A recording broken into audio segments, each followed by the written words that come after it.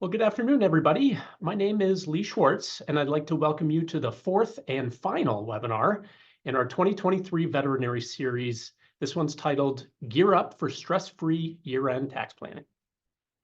We're happy we were able to bring you another slate of great topics. I don't know how many years in a row we've done this now, but it's a lot.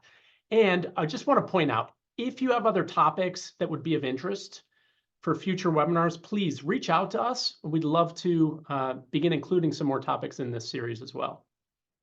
Now, before we get started, I just want to take a second and say a few words about SVA and our history working with veterinarians. Like many of you, we got to where we are by being independent, and our vision moving forward is to remain that way and continue serving the same clients we have since 1974.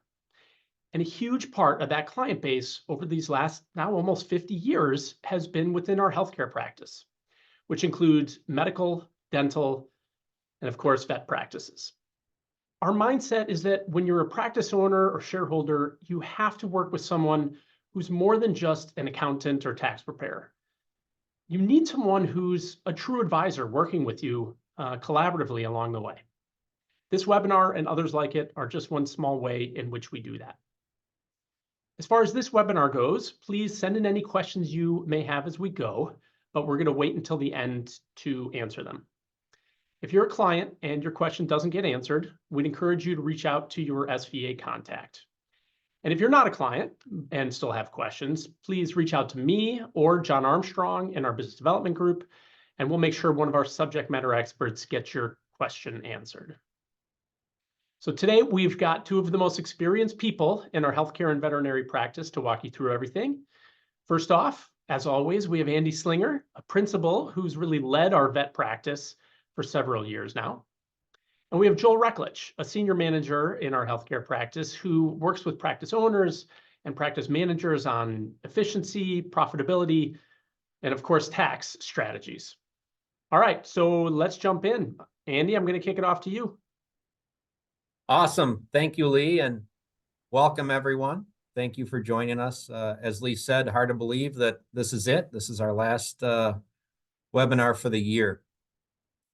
So we have lots to cover, and let me just kind of give you a little snapshot of where we're going. So we really wanted to divide this into two main parts, and one is, of course, the tax planning part. But if you looked at kind of the summary of what we were going to present today, we also wanted to kind of give you some things to think about going into 2024.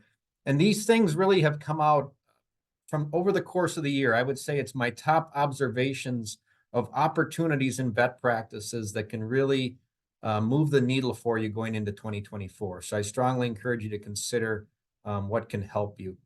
Then I'll just give you a little water cooler talk or Christmas gathering talk and let you know what's kind of going on in Washington and what I kind of see coming on the horizon.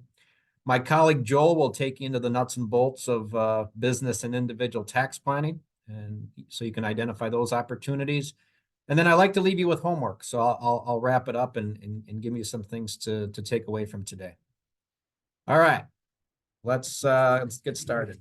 So, things to think about that might apply to you going into 2024. Again, these are not one size fits all.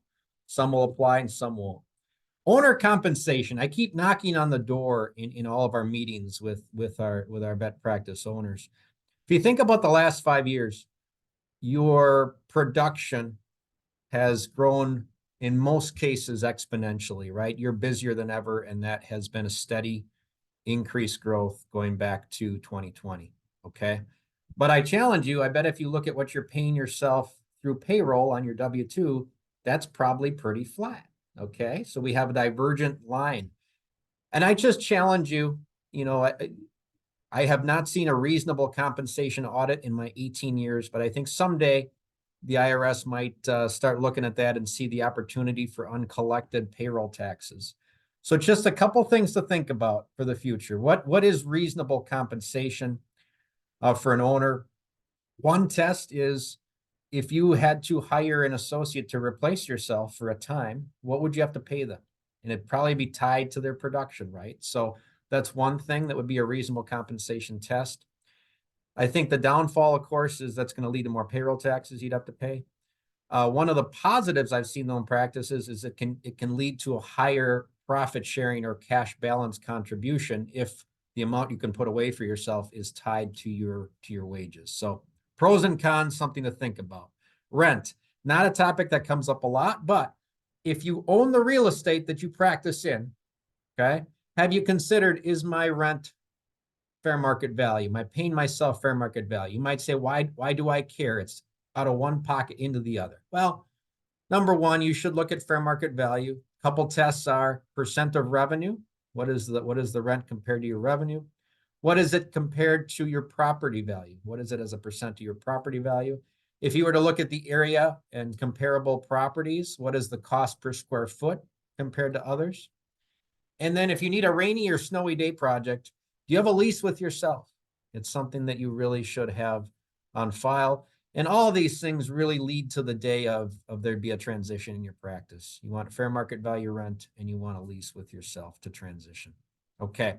Reporting, is 2024 finally the year? You finally, if not, if you don't have good organized reports, is this the year you're going to do it? You're going to have clear top line revenue, clear overhead section, clear associate compensation section, and clear owner compensation section. Is your chart of accounts efficient? Is it organized and providing you the info that you need? Are you able to benchmark your practice compared to others? Are you able to identify the areas where you could become more profitable in the future? You have record revenue, but how do you make that fall to the bottom line and turn it into more profit? Okay. Inventory management, not a fun topic, okay? And this is the time of year that, like it or not, one way or another, you and your staff or some combination of you need to figure out an accurate inventory count as of December 31. Not right on the date, but slightly before, slightly after. What is the number you want to report on your tax return? I always love the question I get sometimes, well, what should it be? You know, as though there's a game to play. No, it's what it is. If you were to count your inventory, what's the number? Don't make it artificially high, artificially low. What's the number? Now, once you have a number, then we can evaluate. How many months inventory turn does that represent? Is it 1 month, 2 months, 3 months? And then you can decide, am I carrying too much inventory? Is it too lean? Is it too heavy? Okay, but to start, we just need a real number, okay?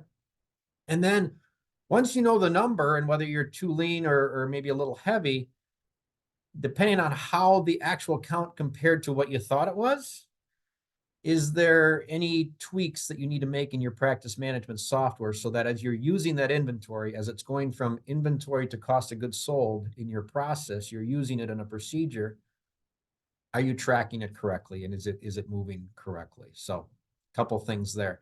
1099 vendor data. That's just something that always comes up this time of year. The 1099s are need to be filed by January 31, okay? And it's no fun to be scrambling to collect the information on January 25th. So start it now. Go into your bookkeeping software, identify those vendors. A lot of times they're lawn, snow removal, IT, cleaning, maybe the specialized trades. Identify those now, get them a W-9 if you don't have their information on file, get it back before you pay them their next invoice. It'll just streamline your January filing deadline for everybody. Retirement plan funding. Talk to a lot of owners right now that for whatever reason aren't on pace to maximize their 401k contribution or their simple IRA contribution for 2023. Time to do that. You don't want to leave it short. You can't, once you get into 2024, you can't go back and adjust it. It's got to happen before the end of the year. Great tax planning opportunity. If your retirement plan, your company sponsored retirement plan has a profit sharing option, are you evaluating that? How much can you put away versus your staff? Is it as efficient as possible? Is your plan right for you? I'm still encountering a lot of practice owners that, yeah, they've had the same plan for 10 years. That's nice. It's worked, but now it's time to move or consider something different. Is 2024 the year to make a change? Fees. To a T, almost every time, the first time I meet a practice owner and I ask them, challenge them, are you charging enough? Almost always the answer is kind of meekly no. Okay, you know you're not. I then challenge you and I say, you've never paid more for your staff, for your inventory, for your supplies, for your equipment, for your lab, more than ever. So is an increase warranted as of January 1? You've got about 3 weeks to get that in place. Where do you start? Start with your top 8 to 10 procedure codes first. 80-20 yourself. What are those codes that bring in 80% of your revenue? Start with those. I'm starting to hear a price sensitivity from patients. You know your patient population. So if you sense it, you're hesitant to raise fees. A couple other things that I'm thinking about for 2024. Consider what you're discounting. Again, habits are hard to break. Maybe you've just been discounting to a certain segment of your population. Maybe it's time to not be so generous on those discounts. Maybe you're throwing in services for free. Maybe it's time to stop giving those away for free or charging something. So a lot of different ways to increase that revenue, not just a price increase. All right. More money spending. Equipment. I'm not a fan of spending money to save money, okay? But consider what's on your wish list, equipment-wise. Is it something that would allow you to leverage your staff? Is it something that would allow you to perform additional procedures? In short, is it something that would allow you to bring in more revenue? If so, consider that. Great time to make that purchase. Get it on hand here before the end of the year. The good news is most practice owners still have a lot of cash sitting on the sidelines. You're still cash heavy, so you can pay for it. You may not have to finance it in this high interest rate environment. It's going to get you a great tax benefit, okay? Because as Joel will talk about, he'll talk about accelerating depreciation. Your back office, all right? Not only are associates hard to find, certified techs hard to find, everybody's hard to find right now. Bookkeepers are expensive, hard to attract, hard to retain. You need to make that efficient. So is your practice management software aligned with your bookkeeping software? Is your payroll, your credit cards, your bank accounts, are they set up to import into your bookkeeping software? Again, trying to reduce time. Some of you as the practice owner are also the bookkeeper. Many of you are, okay? And if none of those options, you don't have time for that, you don't have the people. I never thought I'd say this 5 years ago, but I've never seen so many practice owners just say, here, take my bookkeeping, take it all. I'll outsource my payroll, my bookkeeping, I'll outsource. That's out there. And because you have so much revenue, so much profit, it's actually very cost effective to you. So consider, is 2024 the year to just outsource your back office? Succession planning. I keep hearing stories of solo practice owners just having to shut their doors because you're too small for a corporate buyer to buy you, and there's no young up and coming associates who want to be owners and continue that service in the community. So if you identify that person or you know of somebody, it's never too early to start the conversation. Be transparent, be flexible, be open, be patient, okay? It's your chance to be a mentor. It's your chance to transition the service you've been providing to that community for so many years and to have it continue indefinitely into the future. So really, it's never too soon to start thinking about succession planning, regardless of where you are in your career. Company culture. If I ask you, everybody says, I've got a great culture, okay? Maybe it is, but are you the employer of choice? How does it feel? How does it feel compared? How are your people? How's the retention and attracting of staff? Take a step back here at the end of the year, going into the next year. Listen to your key people. See if there are ways you can make that culture, your office, how it works, even better in 2024. Because attracting and retaining people will continue to be a huge challenge. That's not changing. Okay, let's talk. I don't want to say politics because then you'll all run away, but let's just talk a little bit about what's going on in Washington. This is, like I said, just some water cooler talk, Christmas gathering talk.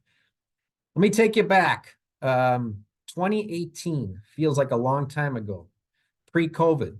That was when the Tax Cuts and Jobs Act went into effect. That was the latest tax law that we are all now very familiar with. It took a lot of years, but we're very familiar with it. And I remember when they talked about it in 2018, before and after, it was going to expire at the end of 2025. And I remember thinking, well, I don't have to worry about that for a long time. That is so far away. Well, we're right around the corner of 2024. 2025 is when the current tax law will expire, okay? So we have an election in 2024. regardless of who controls Congress, regardless of who controls the White House, in some way, shape, or form, the new set of administration will have to figure out what to do about tax law at the end of 2025. So I can already hear the talk of the next fiscal cliff and the doomsday scenarios and everything, and see if they go right up to the clock of whatever's going to be in effect in 2026. So just something to think about. Hard to believe that here we are at the end of this latest round of tax law. But in a year or two, you can expect a whole round of webinars as we get familiar with whatever comes next. Other than that, you have the usual inflationary increases for 2024. All the tax brackets have been adjusted for the various filing people. You have your standard deductions that go up, and then of course don't forget to adjust your 401k limits going into 2024, etc. All right, Joel, time to take it away on business and individual tax planning. All right, thank you, Andy. Good afternoon, everyone. We'll start by reviewing the tax plan. As Andy previously stated, looking at your maybe simple plan, is it time to move to a 401k? If you have a 401k plan, is it time to implement a profit sharing plan? Like he said, take a look at your most recent pay stub, make sure you're maximizing your retirement contribution for the year if cash is available. It also is a great time to start a retirement plan if you don't have one. There is a Secure Act 2.0 where you could receive up to a $2,500 annual tax credit for the fees relating to starting it up. You just need to make sure you have automatic enrollment for those employees. Just remember, when you're maximizing your retirement contribution, you're reducing your practice and taxable income for the year. When you review then your health insurance options, again, is it time to implement a health insurance plan? Is it time to change what you currently have? We've seen a lot of clients with 10+% increases year after year on their health insurance plan. Have you considered maybe getting a high deductible healthcare plan? The advantage is being able to contribute to a health savings account. You need to ask yourself, what portion of the employee coverage am I covering? Am I covering 50%? Am I covering 100%? Am I covering any of the family coverage beyond that employee? These are items that you should reevaluate each and every year. We've seen studies now where it's not as much about how much you pay your employee, even though that's very important. It's about the benefits that you offer them. Another item to look at is reimbursing yourself for business expenses paid personally. There's a bunch of commonly overlooked expenses that you pay out of your own pocket. Number one being business mileage. As long as you keep good records, and there's plenty of apps on your phone that can assist you with that, you could get 65.5 cents per mile in 2024 for any related business traveling. Other common things that are overlooked is your continuing education, meals, membership dues, your cell phone and internet. These are common expenses you pay out of your own pocket. Just make sure you're reimbursing yourself for these. If they're not reimbursed, just remember, they'll add up. They're going to be subject to federal taxes. They'll be subject to state taxes. If you have a Schedule C, you'll also be subject to payroll taxes. They can add up very quickly. Now, let's look at the business entity selection. We'll start with a qualified business income deduction, also known as QBID, because this will help you determine if, one, should I stay as a Schedule C, or should I make the S Corp election? So the QBID, you can receive up to a 20% deduction, which is a subtraction on your individual tax return, which can lead to large tax savings. There is a phase out because veterinarian practices are considered a service industry, but majority of you will probably not get to that phase out amount. The key things to remember about the QBID deduction is, as a Schedule C, all your income is flowing through to Schedule C. So you get the full 20% deduction. If you have an S corporation, it's a little less beneficial because your business income is reduced by the wages that you're paying yourself. But if you are an S Corp, you can take advantage of the Wisconsin entity level deduction. This is where you make an election on your tax return to be taxed at the corporate level. You can, make estimate payments through the practice. You could make, the payment that is due on the return. The big difference is that these payments are deductible federally, and they will lead to tax savings. Another great advantage of an S corporation is that the practice income, so whatever is left on that K1, is not subject to any payroll taxes. Overall, we have a lot of veterinarian clients where it's better to stay as a Schedule C, and others where it would be advantageous to make that S Corp election. Make sure you contact your trusted tax advisor to determine which tax entity selection would work best for you. So have you ever considered employing your spouse or your child in your practice? First and foremost, they need to do work for what they're getting paid. You just can't pay them just because. But if you did pay your spouse and had a retirement plan set up, they would be able to put money directly into that retirement plan, which would reduce your practice as well as your taxable income. Now, kids, they don't have to file a tax return if their income is under $12,000, roughly $500. So if you're paying your child, let's say $8,000, $9,000, you're reducing your practice income, and your child would not even have to file a tax return because they're under the limit. So you would not have to be subject to those federal or state taxes. Now, in addition to that, because they have this earned income from your practice, you could start funding their Roth IRA. The great thing about the Roth IRA is the money you put in grows tax-free, and when you take it out, there's no taxes. Now, if you're getting into higher tax brackets, you could consider deferring income by pushing cash and checks into January that you would normally deposit, let's say the second half of December. You could also accelerate expenses by prepaying rent, purchasing office supplies, or equipment. As Andy stated, do you have any equipment needs over the next 3 to 4 months? If so, you could consider purchasing and placing into service before year end. You would have the option to expense the entire amount by making the 179 election or taking bonus depreciation, even if you have installment payments over the next 12 months that would fall into that following year. Just remember, Wisconsin does not conform to federal for bonus depreciation, so it's more strategic to take the 179 deduction. If you own the building as well, just remember, you cannot take Section 179, but you would still have the option to take bonus depreciation on certain building improvements. These are just a few business tax strategies to reduce your taxable income. Now let's look at the individual side. So from the individual tax planning side, let's start with your retirement options. If you and your spouse have other business income, consider the available options to put more money into retirement to reduce your taxable income. You can also contribute to a Roth IRA if your income is under the threshold, which is $153,000 if you're filing single, $228,000 if you're filing joint. As previously stated, Roth IRAs grow tax-free, and there is no required minimum distribution.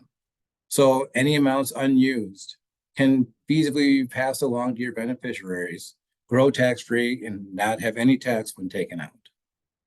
Now, if your taxable income is over that income threshold, don't worry. You can still contribute to a non-deductible IRA and convert to a Roth IRA the next day, which is also known as the backdoor Roth IRA conversion. Lastly, you can convert any IRA to a Roth IRA in any given year. It could be a year where you have a lot of equipment additions, which could reduce your income and put you into that lower tax bracket. Then you could fill up that lower tax bracket by making that Roth IRA conversion. Next, we will discuss itemized and standard deductions. So as Andy talked about the TCJA back in 2018, there was no limitations on the state taxes. So your withholdings through payroll, any estimated tax payments you made, any real estate taxes that you paid, all those items would add up and be included in your itemized deductions. Now that changed. Now we are limited to $10,000 for all three of those things. And so because of that, most of our clients are now taking the standard deduction and not being able to take advantage of the itemized deductions. But there are a couple of tax strategies to increase your itemized deductions through charitable contributions. First is the appreciated stock for charitable contributions. It's kind of twofold here because first off, if you buy that stock at $2,000 15 years ago and now it's worth $20,000, you can donate that stock and get the $20,000 charitable deduction. In addition, you don't have to pay taxes on that $18,000 of gain. Your second option is to consider a donor advised fund. This is a fund that you set up. You can put basically a lump sum into this. Let's just do $25,000. You put $25,000 in. You want to divvy this out to the charities of your choice over the next 5 years. The advantage is in that year you're putting the $25,000 in, you're able to increase your itemized deductions above that standard deduction. In most cases, if you were to make a $5,000 annual contribution, you will probably be limited to your standard deduction. Now, lastly, let's talk tax credits and other deductions. The child tax credit is an obvious tax credit that, if you have a child, you can take advantage of it. But not everyone is taking full advantage of the dependent care tax credit. Just remember, if your child is in an after-school program, or if you're sending them to summer camp for a week, those funds are available for this credit. Now, Wisconsin does have a couple of deductions, which are subtractions to your taxable income, one for private school. So if you have a kid in private school between kindergarten and 8th grade, they could receive up to a $4,000 deduction on the tax return. If the child is in high school, they could get up to a $10,000 deduction. Now, Wisconsin also has an EdVest or other state-sponsored 529 educational savings accounts. This in Wisconsin, you could receive a deduction of $3,860 per beneficiary. So in addition to setting up accounts for your kids, you as a parent could also set up account. You can make payments year after year after year. This grows tax-free. And then when the time is right and your child needs the money for education, you can transfer your fund into your child's account. This will maximize the deduction that you can get on the Wisconsin tax return. And remember, again, they grow tax-free as long as they are used for educational purposes. There is one caveat, if you take funds that you put in and take them out within a year, that you are not able to take a deduction for those contributions. Now let's turn it back over to Andy to discuss priorities and next steps. All right, thank you, Joel. I realize we've covered a lot of information. I want to do a couple things. One, I want to leave you with some homework, but also just try to kind of simplify and streamline everything you've heard today. So first of all, there's no way to implement all this in 1 year. It would be overwhelming. So I would just consider what you've heard today and determine the most pressing needs in your practice. What's most going to move the needle? What's the low-hanging fruit? Start there. Involve your advisor, okay? And quite frankly, everything you heard today should be proactive communication from your advisor, okay? So if you're not getting that, then maybe 2024 is the year where you either start having those conversations with your advisor or a different advisor. Look at your retirement plan. And again, I've said this for years, those of you that have heard me, but the reason I keep saying it is there are still many, many practices that have opportunity for a more robust retirement plan or for a larger contribution with available cash and available profits for tax deduction. Consider the timing of depreciation expense. It's very easy. I've seen so many practices that in a low income year take all the depreciation and then the next year, for whatever reason, they have a peak year and there's no depreciation. So it's important to plan that over the course of 1, 2, 3 years.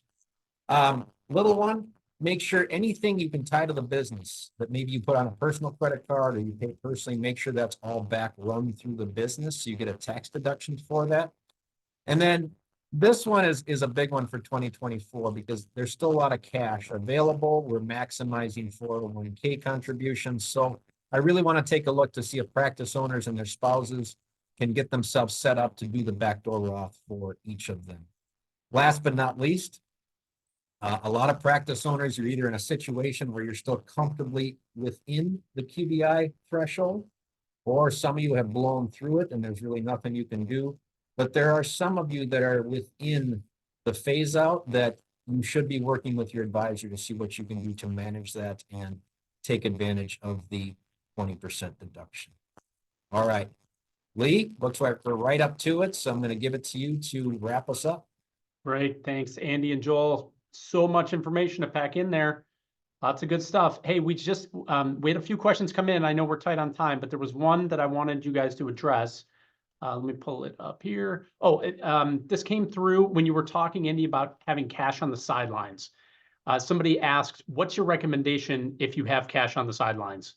And I guess maybe define what that means to you. How much is too much?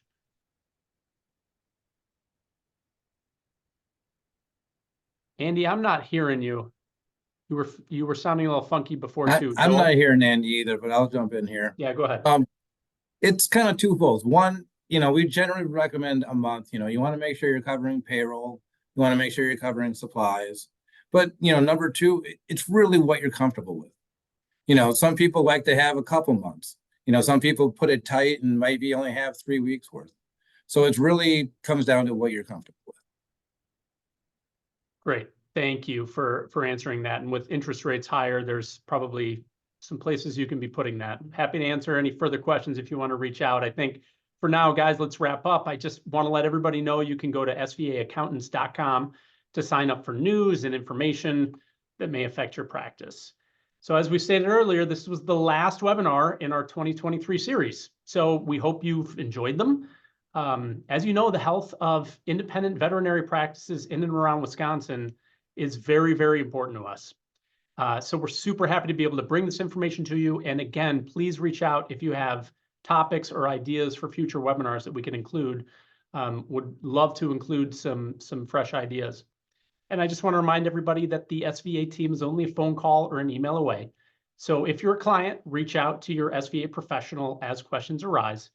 And of course, if you're not currently an SVA client, what are you waiting for? No, but contact me or John Armstrong in our business development group, and we can get you to help the answers that you need. Happy to move that forward for you. Thanks again for attending, and hope you enjoy the rest of your afternoon. Bye, everybody.